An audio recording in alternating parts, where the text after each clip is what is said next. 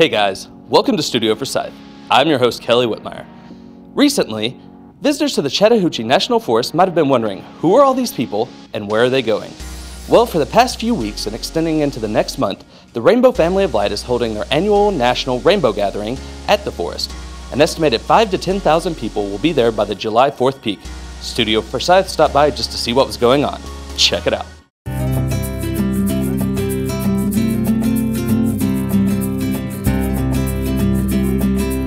When I first came to the Rainbow Gathering, I just heard rumors, word of mouth. I didn't know about any internet presence, and I just heard there's a place you can go, and they're gonna have, you don't have to really bring anything, but you can improve it by bringing things, and people want to feed you, and people want to teach you. And if you're looking for a guru, or you're looking for an elder, or you're looking for a family, or you're looking for a tribe, then it's a place to go. Rainbow Gathering is a multicultural interfaith assembly to protect our First Amendment right to free speech and assembly, and it is also where a bunch of people come to pray for peace in various ways. Some of those people do it by actions where they host workshops and practice nonviolent communication and conflict resolution and de-escalation. Other people, the focus is on the event on the 4th, where everyone is asked to be silent from dawn until noon, and then people gather in the main meadow, circle up, and Om for world peace. There's often always a little children's parade that comes and breaks the silence, and then people start to have a revelry. But for me, it's really about, I come from like an activist background and from a love for forest, so I come to help protect the forest, to be an activist, to give and get education, and to gather with my human family. It's really amazing to live in nature in a way that you're supported and get away from all the cars and the noise and people trying to constantly dominate you with selling things. Because sometimes I hang out in the city pretty often, and just the fact that you walk by a store and no one's there to sell you anything, but all the lights are on and there's flashing signs still trying to get your attention is just a little bothersome to me when I live in a world where like I see that as something that's going to make it so it's going to be harder for my great-grandchildren to breathe the air because they're burning coal and releasing carbon into the atmosphere. The fact that I get to be an activist and that I just get to interact with so many communities without having to commute using oil are all major reasons that I find that I come. Everyone is probably going to give you a different answer. So I can answer for me, and we can ask other people. I hear one of them, some of the more popular memes I hear is healing, to protect our First Amendment right, to be in the national forests, to learn about plants, because it's a family reunion. Some people come, like that's a big one for a lot of people, is just because there's these friends, and especially among the traveler community or people who don't have phones or whatever, and if you want to see them, so many people are gathered. It's such a great place to go see all your friends. And there's some people that don't even really like being in the woods, but the fact that they know so many of their friends are going to be there is a thing that makes them come. I always say that, I use this rhyme, rainbow's not about a person, place, or thing. Rainbows are what you bring. And the more you give, the more open you are to receive. But if you come to rainbow making, taking, forsaking, needing, wanting, desiring, you don't get it. It's just another thing, and you come and you take and you leave.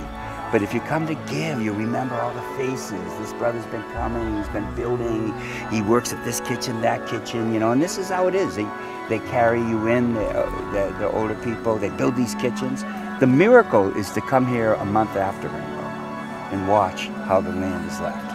And that's our legacy, because in 47 gatherings, my 42, if we were destroying the forest, I would never come again. Wait until we get to full energy on the 1st of July, and it is nothing but a complete I love you fest in here, because that's what we do. We come here to heal.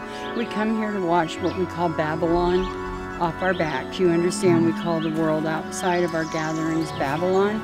So all of the things that happen to us all year long that pick us apart, break down our bodies, and make us feel less than whole, that's why we come here. We come here together to gather and to heal one another and to heal ourselves. And like I said, just wait. We've already gotten nothing but love from the locals that have come in, so I'm sure they're going to be amazed when we get into full swing here. But one of the amazing things really about the consensus process is sometimes it's called patience medicine. And so it's really about, you know, holding space and calming yourself and really letting people say the thing they have to say, because there's some reason they're trying to tell you it. and maybe your life hasn't given you the skills to understand the words they use, the communication style, but they have, everyone has some important thing that they're trying to impart to you, and trying to figure out how to listen deeply and compassionately enough to get that information is like a really useful skill in all aspects of your life.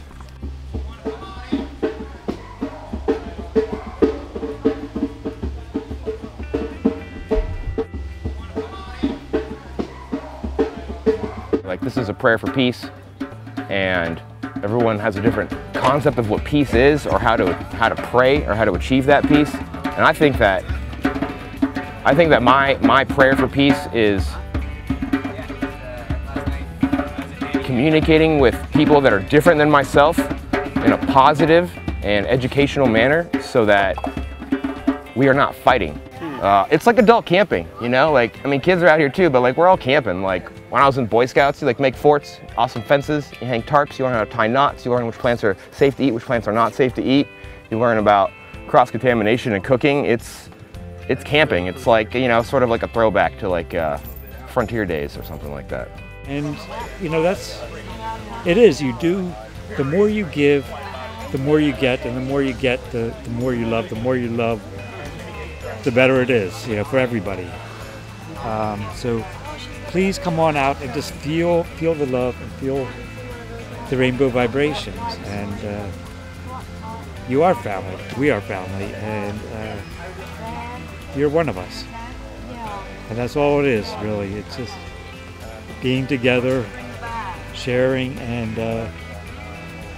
just look at all these beautiful people, That's it for today's show.